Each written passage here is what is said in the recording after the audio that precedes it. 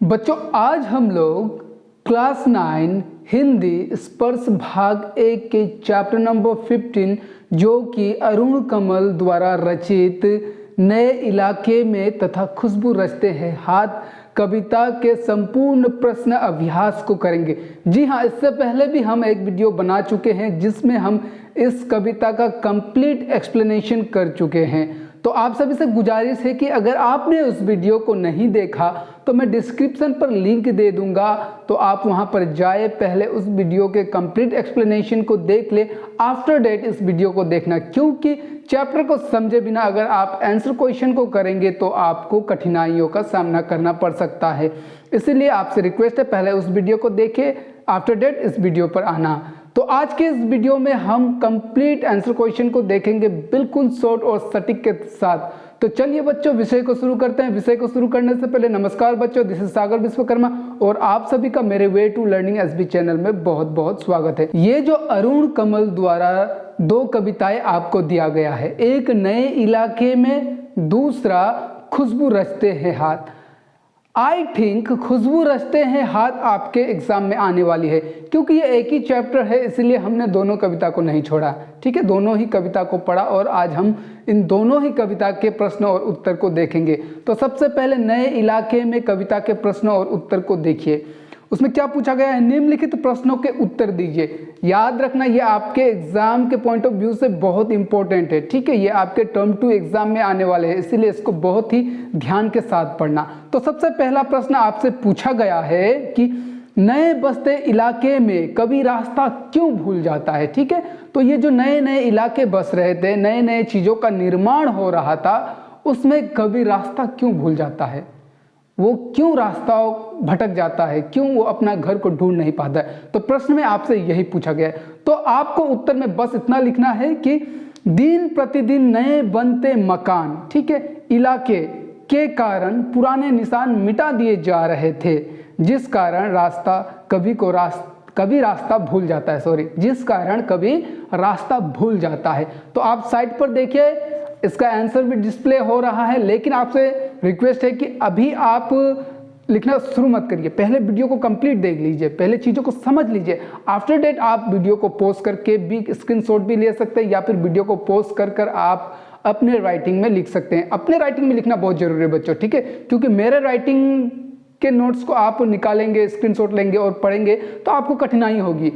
आप अपने राइटिंग में लिखेंगे तो आपको समझने में आसानी होगी, इसलिए अपने राइटिंग में जरूर लिखना, उससे अभ्यास भी हो जाएगा, आपको मेमोराइज भी हो जाएगा, इसलिए अपने राइटिंग में जरूर लिखना। लेकिन सबसे पहले तो चीज़ों को समझ ले और वीडियो को कंप्लीट देख ले।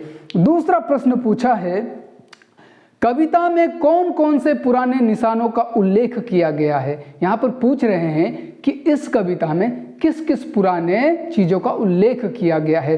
तो सिंपल सी बात है, किस किस पुराने चीजों का उल्लेख किया गया है। अब देखिए, कविता में पीपल का पेड़, याद आया ना, पीपल का पेड़ का जिक्र हुआ था, ताकता हूँ उस वो खड़े पीपल का पेड़, ऐसा कुछ जिक्र हुआ था। ठीक है, फिर डहा हुआ घर, मतलब गिरा हुआ घर, ठीक है, डहा हुआ। उसके बाद जमीन का खाली टुकड़ा, इसका भी जिक्र हुआ था कविता में। अगर आपने कविता को ध्यान से पढ़ा होगा तो आपको याद होगा। फिर लोहे का फाटक, लोहे का फाटक मतलब लोहे का, बिना रंग वाले लोहे का फाटक, ठीक है, जो फाटक मतलब दरवाजा। उसके बाद मकान आदि, इन निशानों का उल्लेख किया गया। बस इतना ही आपको लिखना है। मैं बहुत ही शॉर्ट आंसर आपको दे रहा हूं, क्योंकि आप अगर रट्टा मारने वाले में से भी है तो आपको कठिनाई नहीं होगी, लेकिन कोशिश यही रहनी चाहिए कि रट्टा ना मारे। ठीक है, चीजों को समझकर अपने शब्दों में लिखे। फिर अगला प्रश्न है, कभी एक घर पीछे या दो घर आगे क्यों चल देता है। तो जैसे कि कविता में हमने पढ़ा था कि इतने सारे नए नए चीजों का निर्माण हो रहा था, दिन प्रतिदिन एक ही दिन में नज़ारे बदल जा रहे थे, तो इस कारण कवि को अपने घर को ढूंढने में परेशानियां आती थी। पहले क्या लिखना है आपको, उसको देखिए। नए बनते मकान, इलाके तथा परिवर्तन के कारण पुराने निशान मिटा दिए जा रहे थे, जिस कारण कभी अपने घर की तलाश में कभी एक घर पीछे या तो कभी दो घर आगे की ओर चल देता है। कहने का मतलब कि इतने सारे चीजें बन रहे हैं, इतने नए नए मकान बन रहे हैं, नए नए चीज़ों का निर्माण हो रहा है, तो ऐसे स्थिति में कभी जो अपने घर को याद रखता था किसी निशान के जरिए, किसी पेड़ के जरिए, कोई खाली ज़मीन का टुकड़ा के जरिए जो अपने घर को याद रखता था, अब वो सब मिटा दिए जा रहे हैं। तो इस कारण कवि को अपने घर को ढूंढने में परेशानी आ रही थी। ठीक है, तो क्या करता था वो अपने घर की तलाश में कभी तो एक घर पीछे की ओर चला जाता था, मतलब कि अपने घर को पार करके एक घर पीछे जाकर अपना घर खोजने लगता था। वही कभी कभी 2 घर आगे ही अपना घर सोच के वो किसी का दरवाजा भी खटखटाने लग जाता था। ठीक है, अगला प्रश्न है प्रश्न घ, बसंत का गया पतझड़ और बैसाख का गया भादों को लौटा से क्या अभिप्राय है। ठीक है, तो यहाँ पर आपसे पूछ रहा है कि कविता में कवि ने कहा था कि एक ही दिन में मुझे ऐसा लगता है जैसे मैं बसंत को यहाँ से गया था और जब मैं लौट कर आया तो पतझड़ है, और मैं बैसाख को गया था और लौट कर आया तो भादो है। तो इससे क्या अभिप्राय है। ठीक है, इसका क्या अर्थ है, तो आपको उत्तर में लिखना है दिन प्रतिदिन परिवेश में हो रहे परिवर्तन के कारण यूं तो एक ही दिन बीता है। ठीक है, वैसे तो एक ही दिन बीता है, परंतु कवि को ऐसा प्रतीत हो रहा है कि जब मैं यहाँ से गया था तो बसंत ऋतु था, और जब मैं एक ही दिन के अंदर में जब लौट कर आया तो ऐसा लग रहा है पतझड़ ऋतु है। मतलब बसंत में क्या होता है, हरियाली छाई होती है, नए नए फूल खिल रहे होते हैं, लेकिन पतझड़ में सब झड़ जाते हैं। ठीक है, सभी पत्ते झड़ जाते हैं, डालियाँ सूखी पड़ जाती है, तो उसे पतझड़ का ऋतु कहा जाता है। तो कवि को ऐसा लग रहा है कि मैं जब यहाँ से गया था तो बसंत ऋतु था, लेकिन जब मैं लौटकर एक दिन के बाद जब मैं लौटकर आ रहा हूँ तो यहाँ पर पतझड़ का ऋतु है। इससे तात्पर्य ये है कि कवि कहने की प्रयास कर रहे हैं कि प्रकृति को मिटाया जा रहा है, प्रकृति को नष्ट कर दिया जा रहा है। ठीक है, पुराने चीज़ों का नष्ट हो रहा है और नए नए चीज़ों का निर्माण हो रहा है। तो कवि यही कहना चाहते हैं। फिर आगे कहते हैं कि उसी प्रकार ऐसा लग रहा है मानो जैसे यहाँ से जब मैं गया था तो बैसाख का मौसम था, गर्मियों का मौसम था, और मैं जब लौट कर आ रहा हूँ तो ऐसा लग रहा है जैसे भादों का महीना चल रहा है, मतलब बारिश की मौसम चल रही है। ठीक है, तो इतना लिख देंगे तो पर्याप्त हो जाएगा। नेक्स्ट क्वेश्चन है क्वेश्चन नंबर कवि ने इस कविता में समय की कमी की ओर क्यों इशारा किया है। कवि ने इस कविता में अंतिम पंक्तियों में आपने देखा होगा कि वह समय की बात करते हैं, तो इसकी ओर कवि ने क्यों इशारा किया है। तो आपको उत्तर में लिखना है कवि ने इस कविता में समय की कमी की ओर इसलिए इशारा किया है क्योंकि तेजी के साथ बदलते परिवेश के कारण, ठीक है, बदलते परिवेश के कारण, परिवर्तन के कारण अब अपना घर और पहचान तथा अस्तित्व खोने लगा है। मतलब कि अब अपना घर का एड्रेस, घर का पता भी भूलने सा लगा है, क्योंकि नए नए चीज़ों का निर्माण हो रहा है और अस्तित्व भी मिटा दिए जा रहे थे। मतलब कि जैसे कि हम सभी को अपने प्रकृति से, पुराने चीज़ों से प्रेम होता है, अब वो सब नष्ट किए जा रहे हैं और धड़ाधड़ बिल्डिंग्स खड़े कर दिए जा रहे हैं, तो अस्तित्व भी खोने को है। इसीलिए कवि ने कहा समय की कमी की बात की है। अगर शीघ्र मंजिल प्राप्त ना हुआ तो रास्ते में भटके रह जाऊंगा, और अगर मैं अभी भी शीघ्र घर नहीं पहुंचा तो मैं यहीं रास्ते में भटक जाऊंगा। तो इसीलिए कवि ने समय की ओर इशारा किया है। और कवि ने इसमें कहा भी है ना कि अगर मैं जल्दी नहीं पहुंचा तो अब मौसम क्या है, बारिश भी होने को है, तो इसलिए मुझे जल्दी घर को पहुंचना है। ठीक है, नेक्स्ट प्रश्न है प्रश्न नंबर 4। इस कविता में कवि ने शहरों की किस विडंबना की ओर संकेत किया है। ठीक है, उत्तर में लिखिए बच्चों, जीवन की सहजता समाप्त होती जा रही थी, ठीक है, तथा बनावटी चीजों के प्रति अब लोगों का लगाव बढ़ने लगा है। शहरों के निर्माण हेतु प्रकृति को भी नष्ट किया जा रहा है, आदि विडंबना की ओर संकेत किया है। तो कवि ने किस विडंबना की ओर संकेत किया है, नए नए निर्माण हो रहे थे, मकाने बनाए जा रहे थे, तो इस तरह से शहरों का निर्माण हो रहा था।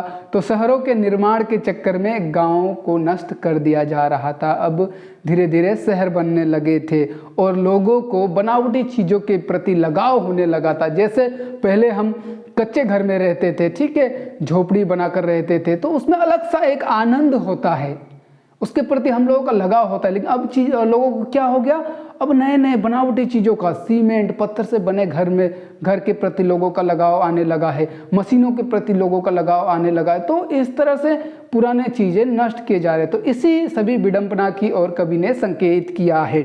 ओके, प्रश्न नंबर 2 जो कि है व्याख्या कीजिए। ठीक है, व्याख्या कीजिए मतलब यहाँ पर आपको 2 या 3 लाइन की पंक्तियां दी जाएगी, उन पंक्तियों को आपको व्याख्यात करना है, मतलब उन पंक्तियों का आप सभी को भाव अर्थ बताना है। बच्चों ये जो प्रश्न है ये एग्जाम के पॉइंट ऑफ व्यू से बहुत ज़्यादा इंपॉर्टेंट है। आपके एग्जाम में इससे रिलेटेड प्रश्न तो जरूर ही पूछी जाएंगे। हो सकता है किसी भी कविता से पूछी जाए, लेकिन पूछी अवश्य जाएगी, इसीलिए बहुत ही ध्यान से इसको पढ़िएगा। व्याख्या कैसे करना होता है, इससे रिलेटेड मैं कभी समय मिला तो एक वीडियो बनाऊंगा जिसमें मैं आपको सिखाऊंगा कि एक अच्छी व्याख्या कैसे की जाती है, व्याख्या करने की विधि क्या होती है, वो सब पर मैं बात करूंगा। यहाँ पर आपको पूछा गया है व्याख्या कीजिए, ठीक है, तो आपको केवल व्याख्या करना है। लेकिन भी आज मैं आपको बताऊंगा कि व्याख्या करने से पहले आपको संदर्भ भी लिखना होता है, उसके बाद सप्रसंग भी लिखना होता है, फिर अंतिम में व्याख्या लिखना होता है। ठीक है, तो ये प्रॉपर वे है, तो समझिए। यहाँ पर क्या पूछा गया है, पहले कविता में 2 पंक्तियां दी गई है। यहाँ स्मृति का भरोसा नहीं, एक ही दिन में पुरानी पड़ जाती है दुनिया। तो ये आपसे पूछा गया, अब आपको इन पंक्तियों का व्याख्या करना है। तो व्याख्या में आप साइड पर देखिए, यहाँ स्मृति, फिर डॉट डॉट डॉट, उसके बाद अंतिम में जाती है दुनिया, पुरानी पड़ जाती है। तो हमने शॉर्ट में लिख दिया। ऐसा लिखने के बाद आप लिखेंगे संदर्भ। अब संदर्भ में लिखना क्या होता है, संदर्भ मतलब ये जो कविता है वो कहाँ से ली गई है, इसके रचयिता कौन है, वो सब चीजें संदर्भ में लिखनी होती है। तो आप संदर्भ में लिखेंगे प्रस्तुत पंक्तियां हमारे पाठ्य पुस्तक कक्षा 9 स्पर्श भाग 1 के 15वीं अध्याय, ठीक है, चैप्टर नंबर 15 के कविता नए इलाके में से लिया गया है। सही कहा ना। तो ये जो कविता है किससे लिया गया है, ये आपके पुस्तक में है, आपके पाठ्य पुस्तक, कौन से पाठ्य पुस्तक में, स्पर्श भाग 1, ठीक है, और कौन सी कक्षा की है, 9वीं कक्षा की। तो इसके चैप्टर नंबर 15 अध्याय 15वीं अध्याय से लिया गया है। कविता का नाम था नए इलाके में। इस कविता के रचयिता है अरुण कमल। तो ये सब चीजें आपको संदर्भ में लिख देना है। फिर सप्रसंग लिखना है। सप्रसंग में क्या लिखना है, सप्रसंग में आपको हाईलाइट, जैसे मूवी से पहले ट्रेलर आता है, इसी तरह से पूरे मूवी को आप व्याख्या में लिखेंगे। सप्रसंग में आप केवल ट्रेलर को लिखेंगे। इस पंक्तियों में कहा क्या गया है, इस पंक्तियों का मुख्य उद्देश्य क्या है, उसको आप सप्रसंग में लिख देंगे। फिर जब व्याख्या करेंगे तो उसमें आप संपूर्ण बात को लिखेंगे।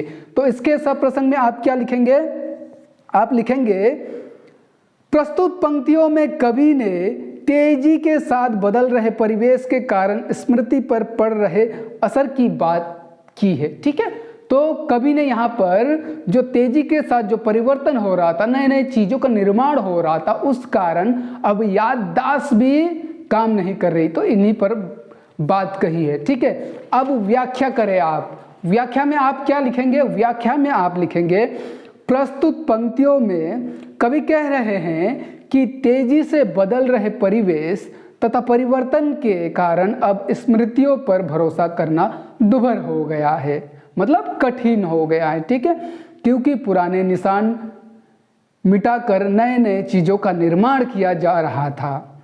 ऐसी स्थिति में अब पुराने स्मृतियों के जरिए मंजिल तक पहुंचना मुश्किल था, मतलब नए नए चीज़ें बन रहे थे। तो आप किसी चीज़ों के जरिए जब चीज़ों को याद रखते थे, अब उसको मिटा दिया जा रहा है, तो आप कैसे अपने स्मृति पर भरोसा रख सकते हैं, क्योंकि आपके स्मृति में जो निशान थी वो तो मिटा दिए जा चुके हैं। तो अब स्मृतियों पर भरोसा करना दुभर हो रहा था, मुश्किल हो रहा था। नेक्स्ट है समय बहुत कम है तुम्हारे पास, आ चला पानी डहा आ रहा आकाश, शायद पुकार ले कोई पहचान ऊपर से देखकर। ठीक है, तो इन पंक्तियों में आपको संदर्भ में सेम चीज लिखनी है जो मैंने ऊपर कहा, उसी को नोट कर लीजिए। फिर सप्रसंग में आप लिखेंगे इन पंक्तियों में कवि मंजिल में शीघ्र पहुंचने की बात कर रही है। सिंपल सी बात है, इन पंक्तियों को पढ़कर आपको पता चला होगा कि यहाँ पर कवि कह रहे हैं कि हमें मंजिल में शीघ्र पहुंचना है, नहीं तो बारिश होने को है। ठीक है, अब ये सब चीज को आप व्याख्या में विस्तार के साथ में लिखेंगे।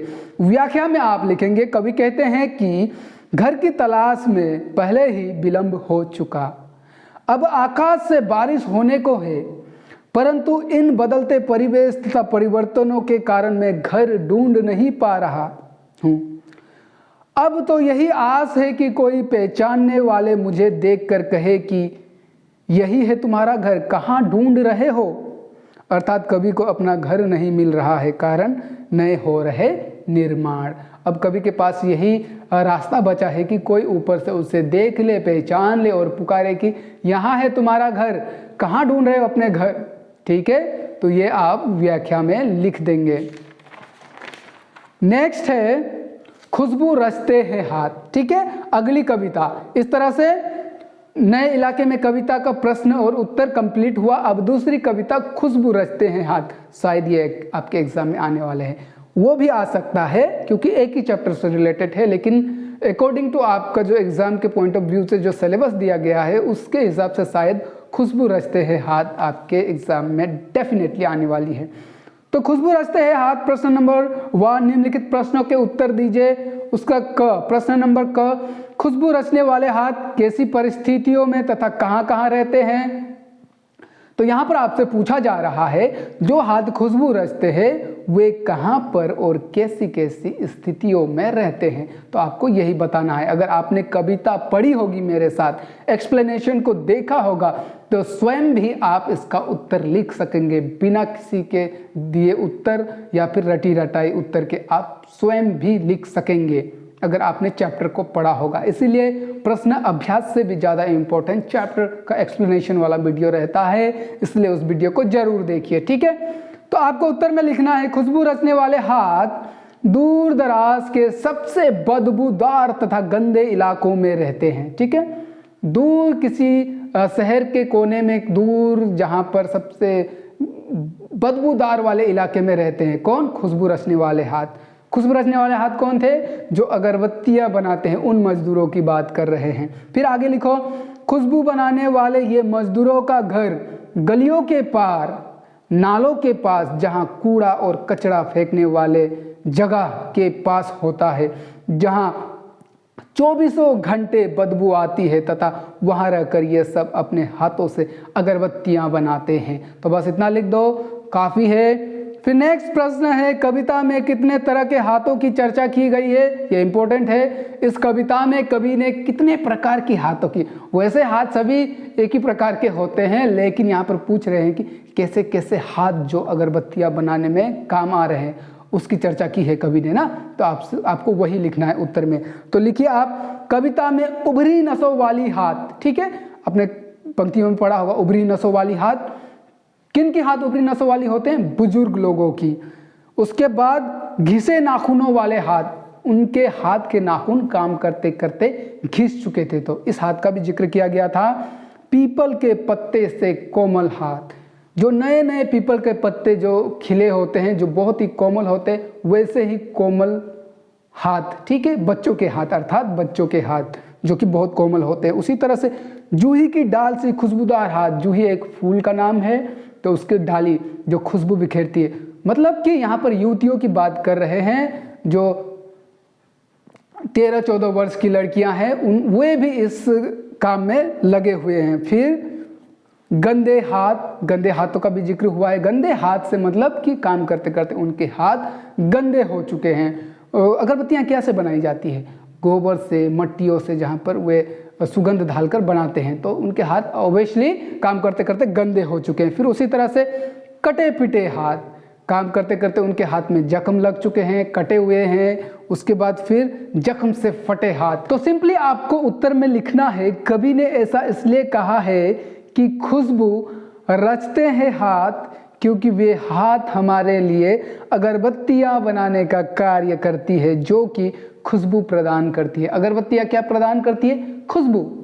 ठीक है, तो हम लोग भगवान की आराधना में, पूजा में अगरबत्तियों का प्रयोग करते हैं। उसी के साथ साथ हम लोग घर को महकाने के लिए, घर में खुशबू फैलाने के लिए भी हम अगरबत्तियों का प्रयोग करते हैं, अगरबत्तियों का।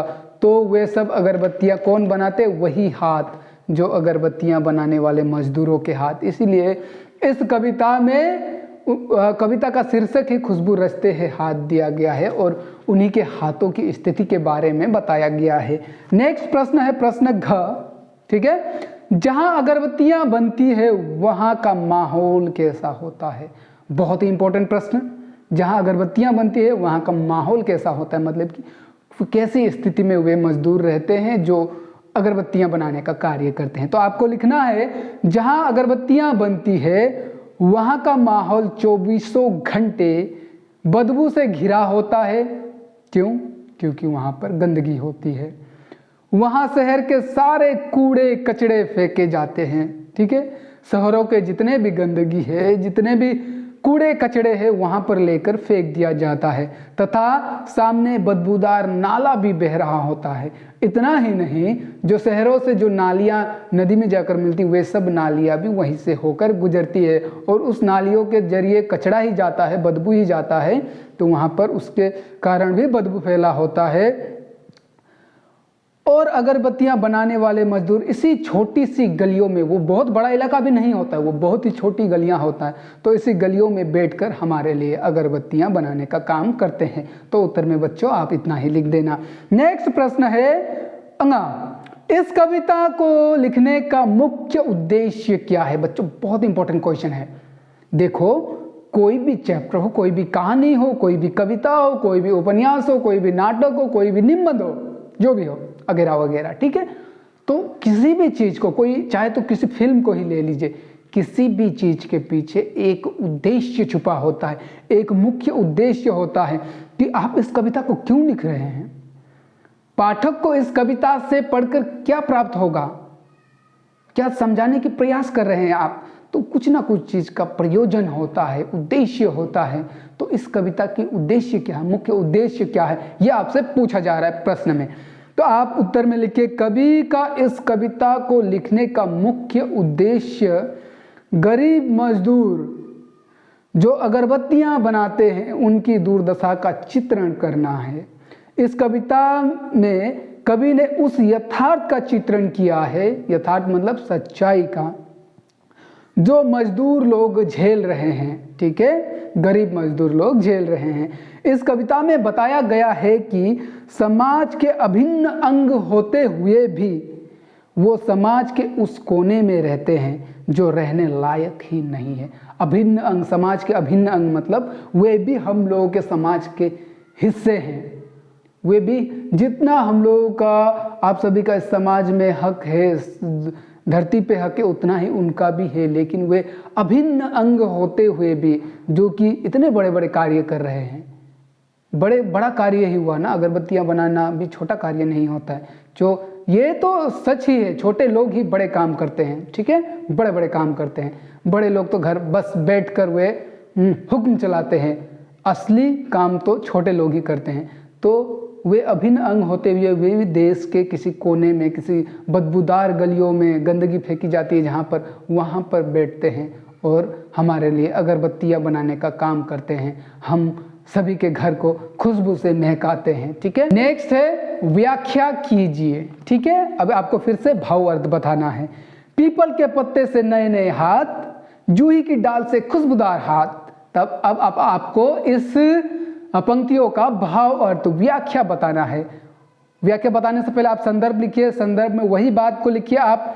प्रस्तुत पंक्तियां हमारे पाठ्य पुस्तक स्पर्श भाग 1 कक्षा 9 के कविता खुशबू रचते हैं हाथ, उसमें क्या थी, नए इलाके में। अब यहाँ पर कविता बदल गई, इसलिए आप लिखेंगे खुशबू रचते हैं हाथ से लिया गया है, जिसके रचयिता अरुण कमल जी है, ठीक है, या फिर कवि अरुण कमल भी कह सकते हैं, या रचयिता भी कह सकते हैं, रचने वाले। तो आप संदर्भ सप्रसंग में लिखेंगे, इन पंक्तियों में बाल श्रम का जिक्र किया गया है। ये जो पंक्तियां पढ़ी अभी हमने, जिसका व्याख्या हम करेंगे, इसमें बाल श्रम मतलब कि चाइल्ड लेबर की बात की गई है, ठीक है, बच्चे किस तरह से काम करते हैं। तो आप लिखिए व्याख्या में, आप विस्तार के साथ लिखिए। प्रस्तुत पंक्तियों में कवि कह रहे हैं कि खेल कूद वाले उम्र के बच्चे जिनके हाथ नए नए पीपल के पत्ते से कोमल हैं, ठीक है, भी मजबूरी के कारण अगरबत्तियां बनाने का कार्य कर रहे हैं। वही दूसरी ओर 13-14 वर्ष की बालिकाएं जिनकी उम्र पढ़ने लिखने की है, वो भी इस कार्य में लगी हुई है। यहाँ कवि कहने का प्रयास कर रहे हैं कि छोटे छोटे बच्चे जिनका उम्र खेलने का है, वे भी इस काम में लगे हुए हैं। क्यों? गरीबी के कारण, मजबूरी के कारण। उसी तरह से 13-14 वर्ष की नई युवतियाँ, बालिकाएं जिनकी उम्र जो पढ़ने लिखने की है, वे भी इस कार्य में लगी हुई है। कारण साफ है, गरीबी के कारण, मजबूरी के कारण, परिवार के कारण वे इस कार्य कर रहे हैं, जबकि उनकी उम्र खेलने की है, पढ़ने लिखने की है। ठीक है, फिर नेक्स्ट देखिए, दुनिया की सारी गंदगी के बीच दुनिया की सारी खुशबू रचते रहते हैं हाथ। तो इन पंक्तियों को आप तो पहले साइड पर देखिए, मैंने फिर जब आप उत्तर लिखेंगे पहले आप लिखिए दुनिया की सारी, फिर डॉट डॉट डॉट रहते हैं हाथ। तो ये शॉर्ट फॉर्म होता है, एग्जाम में आपको शॉर्ट फॉर्म अपनाने की जरूरत होती है, क्योंकि समय कम होता है आपके पास और कम समय में आपको ज़्यादा लिखना होता है, इसीलिए थोड़ा सा शॉर्ट भी लिखिए और सटीक भी लिखिए, उन्हीं चीज़ों को लिखिए। मैंने आपको जितने भी उत्तर बताए उसमें मैंने पॉइंट बात ही की। मैं चाहता तो 1-2 पैराग्राफ वाले उत्तर भी आपको लिखा सकता था, जहां मैं चीज़ों को विस्तार से लिखता, लेकिन इतना विस्तार से लिखने की क्या जरूरत है। आपको 2 मार्क 3 मार्क या 5 मार्क का प्रश्न नहीं पूछा जाएगा, तो उसमें आप वही लिखे जो आपके प्रश्न में सीधा आपसे पूछा गया है। चीज़ों को घुमाकर लिखने की कोई ज़रूरत नहीं।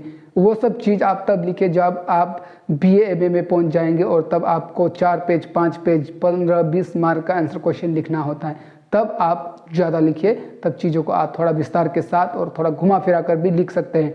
लेकिन इस स्टेज में आपको पॉइंट टू पॉइंट लिखना है।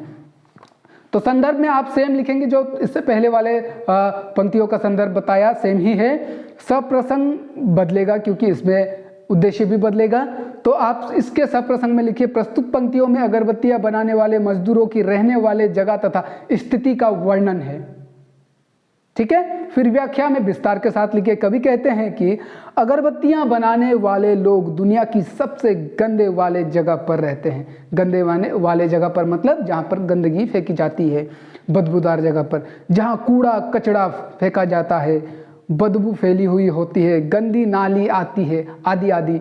तो वैसे जगह पर भी बैठकर इनके हाथ हमारे लिए खुशबू रचने का काम करते हैं अगरबत्तियां द्वारा। ठीक है, अगरबत्तियां बनाकर हमारे लिए खुशबू प्रदान करते हैं। तो इतना लिख देंगे आप इसके व्याख्या में, काफी है। फिर नेक्स्ट ख, प्रश्न नंबर 2 का ख, कवि ने इस कविता में बहुवचन का प्रयोग अधिक किया है, इसका क्या कारण है?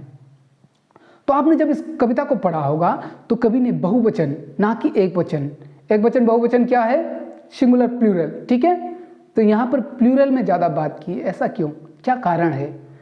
तो कारण स्पष्ट है, कवि किसी एक विशेष व्यक्ति के बारे में नहीं बोल रहे हैं, ना कि वो केवल अगरबत्तियां बनाने वाले मजदूरों की बात कर रहे हैं। उनको उन्होंने आधार बनाया, अगरबत्तियां बनाने वाले मजदूरों को आधार बनाकर उन्होंने समाज के सभी गरीब मजदूर के बारे में कहा है, इसीलिए उन्हें बहुवचन का प्रयोग किया है, प्लूरल शब्द का प्रयोग किया है।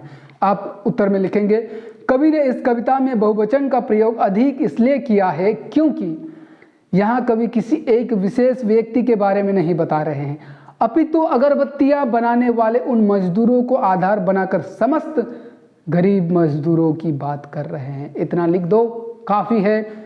नेक्स्ट और अंतिम प्रश्न, कवि ने हाथों के लिए कौन कौन से विशेषणों का प्रयोग किया है? विशेषण मतलब बच्चों अंग्रेजी में विशेषण को एडजेक्टिव कहा जाता है, क्वालिटीज, विशेषताएं। ठीक है, तो यहां पर आपसे प्रश्न में पूछा जा रहा है कि इस कविता में कवि ने हाथ के लिए किस किस विशेषता की बात की है, हाथ के लिए किन किन क्वालिटीज की बात की है, किन किन क्वालिटीज वाले हाथों का जिक्र किया है।